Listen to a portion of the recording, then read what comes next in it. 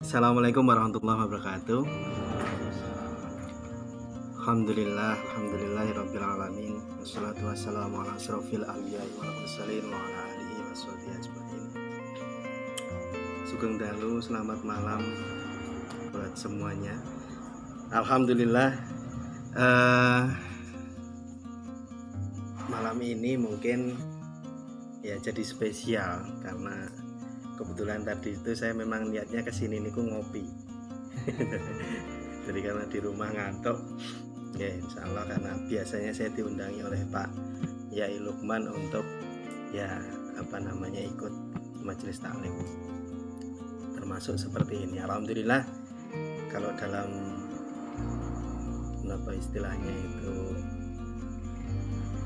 yang disampaikan oleh para ulama ketika kita mengikuti kajian-kajian seperti ini kan akan didoakan oleh ribuan malaikat, dan itu nanti insya Allah akan dimudahkan karena malaikat itu kan sebagai sosok panutan yang baik. Tadi kan saya hanya menyambung dari Pak Yai Lukman yang menceritakan bahwa kita diciptakan itu ya intinya ada dua wajah, yang satu wajah yang baik dan yang satu wajah yang buruk, karena Allah sudah menyampaikan bahwa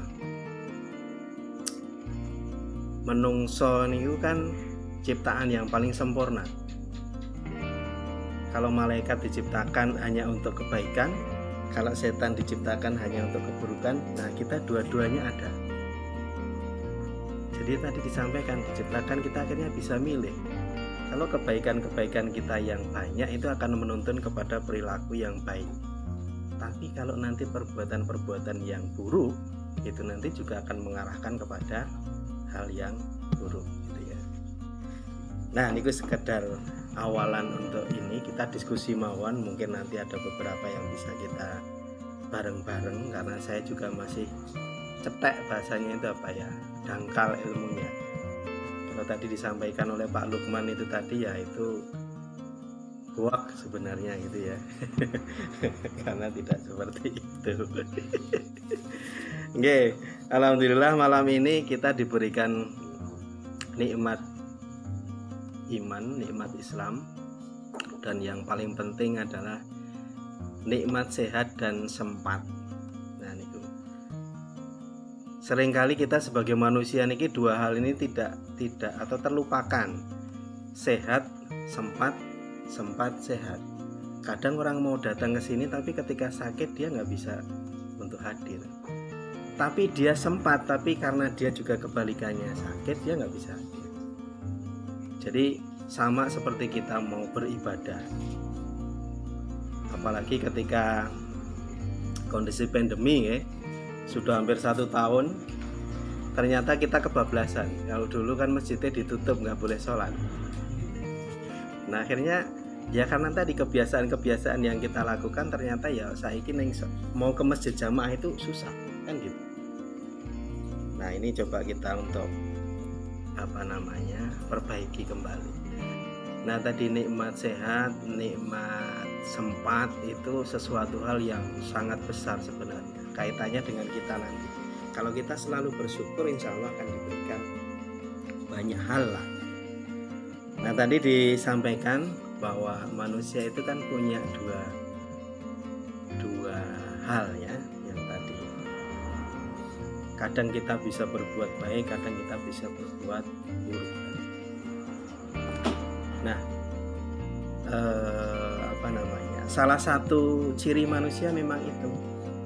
Jadi kita diciptakan itu untuk supaya bisa berpikir.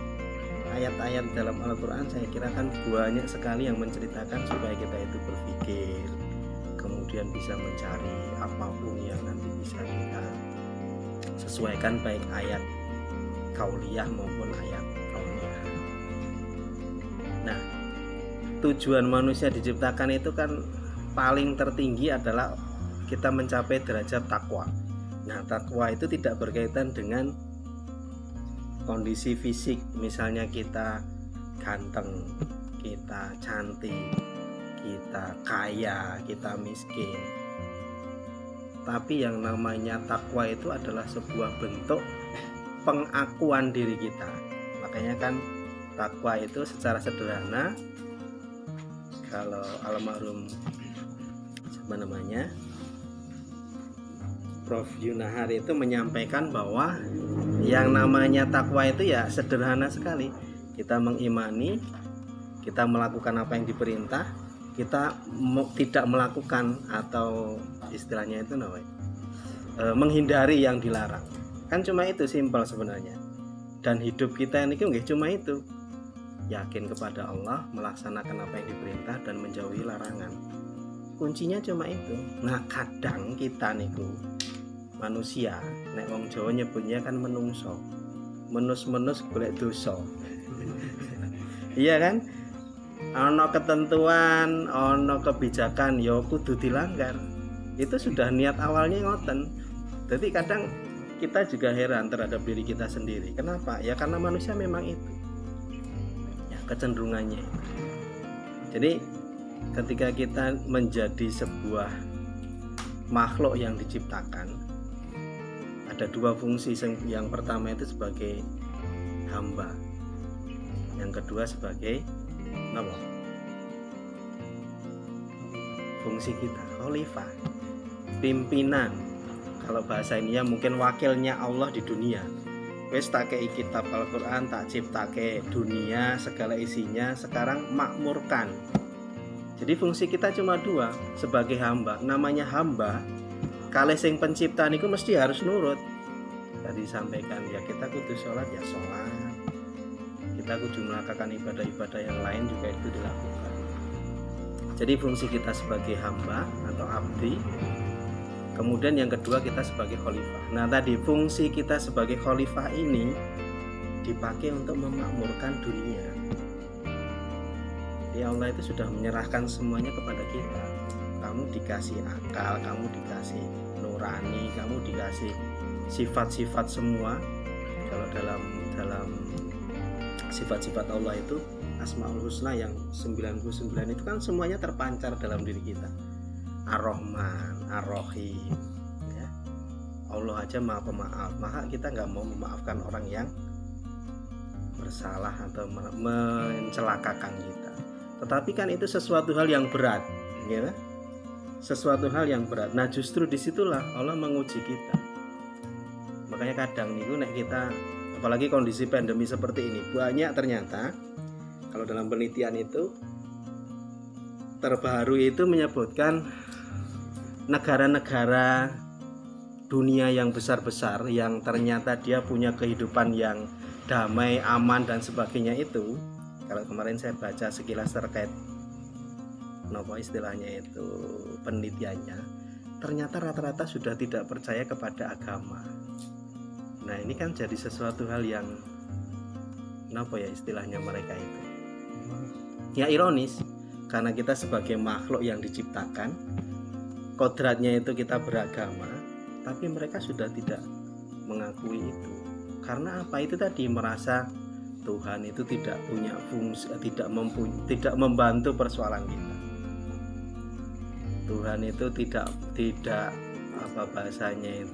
adil kepada kita.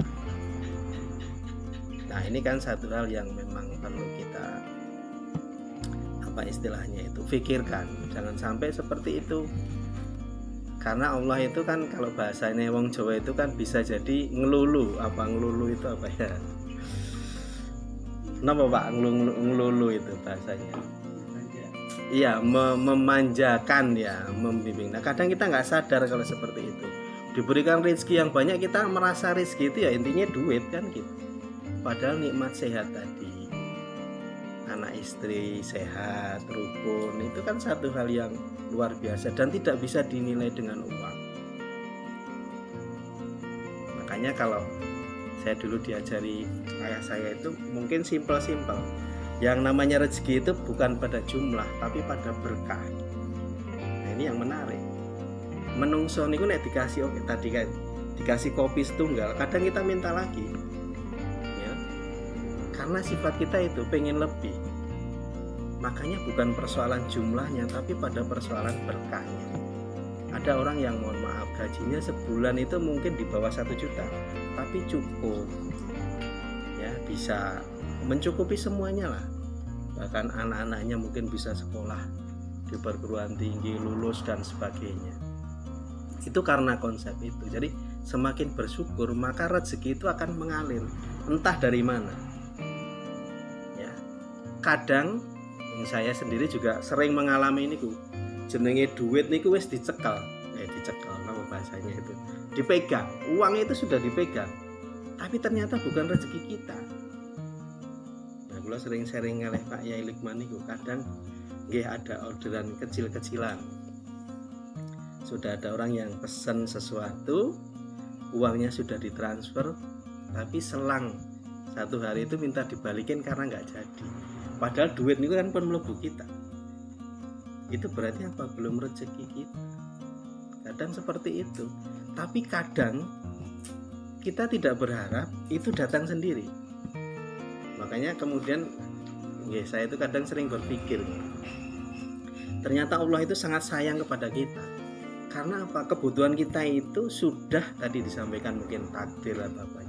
Allah itu sudah menciptakan, hari ini kamu itu belum tak kasih rezeki, memang belum waktunya.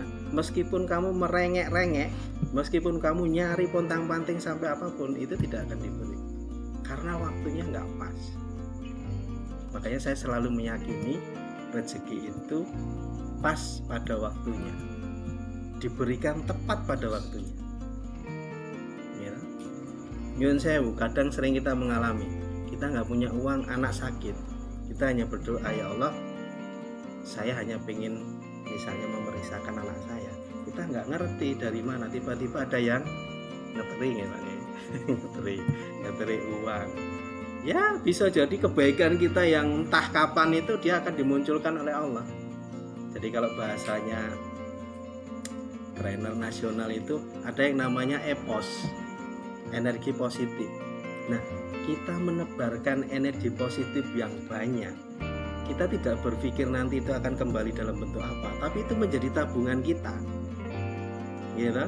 Memudahkan orang, membantu orang, itu kan energi positif yang kita berikan. Dan itu nanti akan dikeluarkan Allah pada saat kita itu butuh.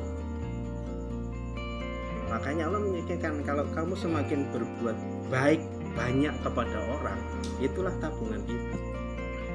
Kita memudahkan orang, suatu saat mesti akan dimudahkan orang. Itulah ya. Nah, ini satu hal yang perlu kita pahami kadang. Karena kadang kita itu merasa, ya itu tadi rezekinya, wah kok seret ya, apalagi kondisinya teniki. Pandemi itu hampir semuanya itu kan wah luar biasa. Beberapa waktu yang lalu ada beberapa teman juga yang dia termasuk salah satu pengusaha yang besar. Dia ketemu dengan saya bilang, "Mas, mbok aku dikai orderan." Lah ora kualek apa piye? Lah saya itu nggak punya apa-apa. Ya artinya itu tadi, hampir semua itu kondisinya, dan ini kan salah satu bentuk ujian yang diberikan Allah kepada kita. Kita nggak ngerti, musuh kita itu kan luar biasa sekarang, ya. Sepele, simple, ya, virus. Dan kata dokter yang ahli itu, virusnya itu sebenarnya seperti virus flu kan. Yang kita tahu sendiri, nek flu niku dikai obat flu di warung itu sembuh. Tapi ini sampai semua seluruh dunia itu mengalami goncangan. Ya. Nah, ini kan salah satu yang sebenarnya bisa kita pikirkan, kenapa kok ini terjadi. Ya. Makanya kalau saya memetik dari apa yang terjadi seperti ini, sebenarnya kan ada satu hal yang Allah ciptakan kepada kita, tapi kita itu belum ngeh. Sepele ya. Saya ini operator plus sing ngurusi. sudah mati. Iya. Jadi ada satu yang diciptakan Allah, mungkin bentuknya nggak kelihatan, tapi ternyata itu menjadikan kita itu bisa dekat atau jauh. Apa kalau bahasa anak muda itu yang namanya rindu, gitu. Rindu. Nek Mas Arif rindu nih apa artinya Mas? Wis ngrasake urung Mas? Kangen gitu. Itu kan satu bentuk simple sederhana yang diciptakan Allah. Makanya Allah ketika kita jauh, kita istilahnya apa? Pada kondisi tertentu niku jauh dari Allah, maka sebenarnya bukan karena Allah itu tidak sayang kepada kita. Ya, kadang kita merasa seperti itu, wis berdoa tiap hari, sholat tiap hari, kok yang tak minta belum dapat. Ya, bisa jadi apa yang diminta itu memang oleh Allah bukan untukmu, bukan hal yang pas. Nah, kemudian kita menjauh kadang. Nah, sementara Allah tidak pengen semua makhluknya itu menjauh darinya. Makanya diciptakan yang namanya itu rindu. Akhirnya apa? Seperti tadi itu. Saya terus terang pun dangu sekali tidak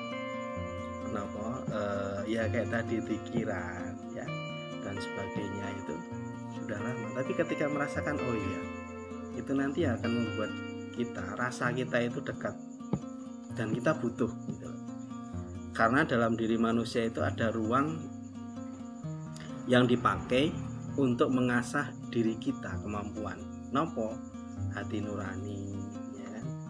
Terus kemudian ya rasa kita, semakin kita niku dekat. Makanya kalau dalam beberapa dulu kita pernah mendengar kalau yang sudah ahli ibadah itu merasa seolah-olah menyatu dengan Tuhan ya. Kalau bahasa ininya apa niku jenengane itihad. Kalau dalam dulu di cerita-cerita atau mungkin istilahnya waktu kecil kita mungkin pernah mendengar namanya Syekh Siti Jenar kan. Nah, manunggaling kawula Gusti. Pada kondisi tertentu memang ketika kita itu sudah dekat sama Allah, ibadah kita bagus, sesuai yang diinginkan, maka seolah-olah kita itu dekat dengan Allah.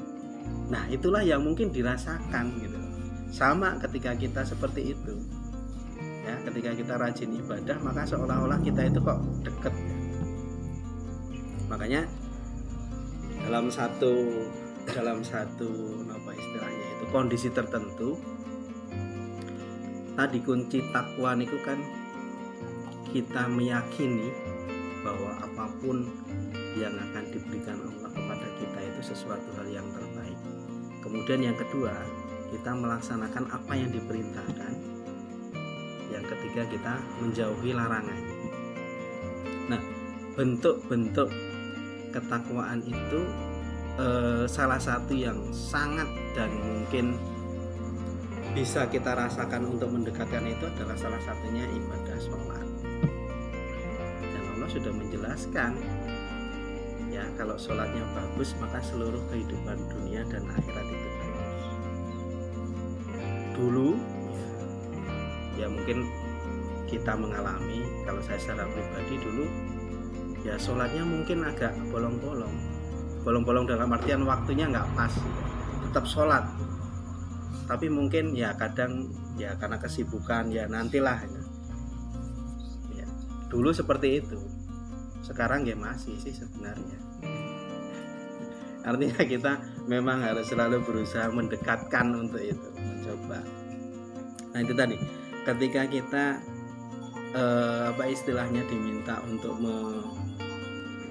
menjauhi larangan, melaksanakan apa yang diperintahkan, maka itu nanti yang akan menjadi sebuah derajat ketinggian kita. Derajat kita menjadi makhluk yang diinginkan oleh Allah. Dan orang bertakwa itu kan orang pilihan. Tidak semua bisa mencapai derajat itu. Ya, ada orang kaya yang misalnya dia pengen menjadi orang bertakwa, tapi syaratnya bukan karena dia kaya, tapi karena tingkat ibadahnya yang sesuai yang diinginkan dan menjauhi larangan apa yang ya memang harusnya dilarang.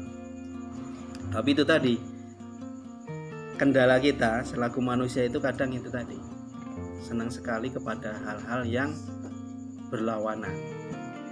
Jadi kadang kita itu ya itu tadi, mencoba mencari sesuatu yang baru yang sebenarnya sudah bukan menjadi apa istilahnya itu yang diperintahkan.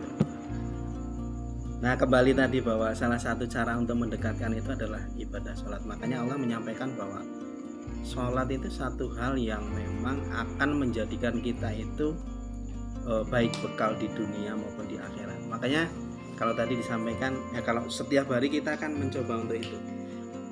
Saya pernah mendengar bahwa ketika sebelum sholat itu, maka kita kalau bisa menginventarisir persoalan hidup kita. tulis kalau perlu. Saya punya masalah ini, saya punya masalah ini, saya punya masalah ini. Karena apa? Nanti dalam wujud sunat itu ada satu kondisi ketika kita itu benar-benar menyerahkan sepenuhnya kepada Allah. Jadi pada saat kita baca surat Al-Fatihah itu kan ada iya karena butuh, wa iya karena nasta'in. Artinya di situ kita sudah berdoa penuh. Nah, pada kondisi itulah kita menyerahkan semuanya, baik apa ya istilahnya persoalan kita, kemudian ya hidup mati kita di situ ya. Nah kadang itu tadi beratnya kita di situ ketika Allah sudah menjamin bahwa ketika kamu sholat sesuai yang diperintahkan maka semua persoalan hidup akan diselesaikan. Tapi seringnya ya itu tadi kita, saya sendiri pun juga masih seperti itu, kadang ngendi-ngendi bahasanya itu ya. Nah, nantilah tanggung, masih mengerjakan tugas misalnya itu masih ini. Cuma ternyata ya itu ada sesuatu yang hilang. Nah niki sedikit mungkin tadi tambahan apa yang sudah disampaikan oleh Pak Yai Lukman terkait dengan manusia. Kita itu selaku yang diciptakan Allah itu punya dua hal. Jadi perilaku yang baik dan perilaku yang buruk. Dan perilaku-perilaku yang baik itu yang akan mengarahkan kita kepada derajat tertinggi manusia.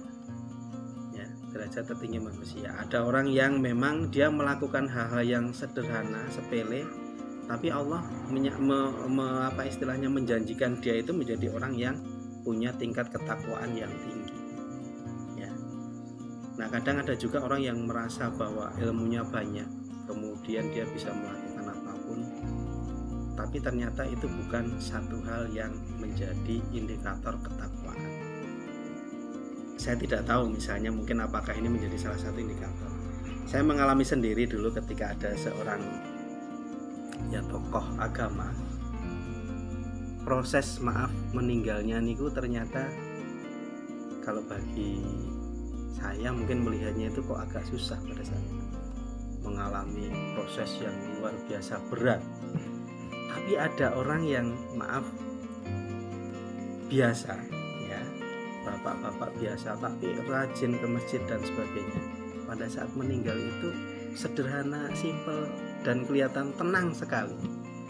Nah ini kan menjadi sebuah, kalau bagi saya sendiri menjadi sebuah gambaran bahwa hasil akhir ketika kita mungkin besok gitu ya, entah kapan itu ketika meninggal itu harapannya adalah husnul khotimah seperti itu, dimudahkan, istilahnya kita diberikan apa istilahnya itu jalan yang terbaik.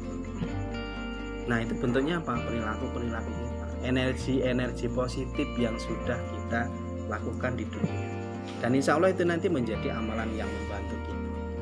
Ada orang yang bisa masuk surga kalau dalam riwayat itu seorang pelacur ya, pelacur saja yang memberikan air minum ya, air minum itu bisa masuk surga ya. Ada juga yang dia apa istilahnya itu mengamalkan mungkin sesuatu yang dianggap baik secara rutin, itu juga menjadi jalan.